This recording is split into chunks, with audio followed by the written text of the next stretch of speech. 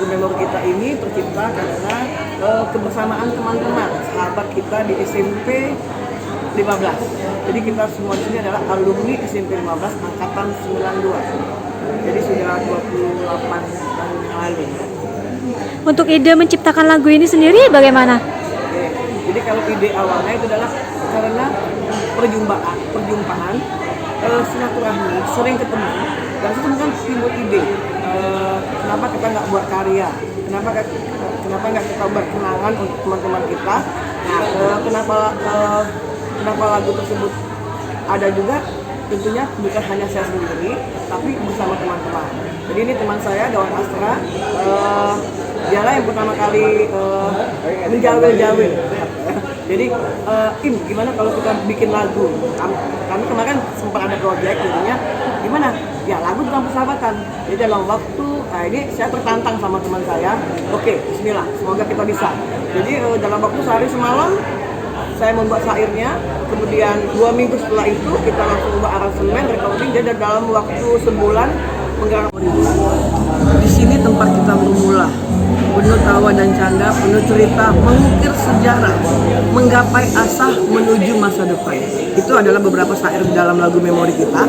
Kita mengharapkan lagu ini menjadi kenangan semua orang, karena lagu ini bukan hanya masa SMP, lagu ini bisa mudah.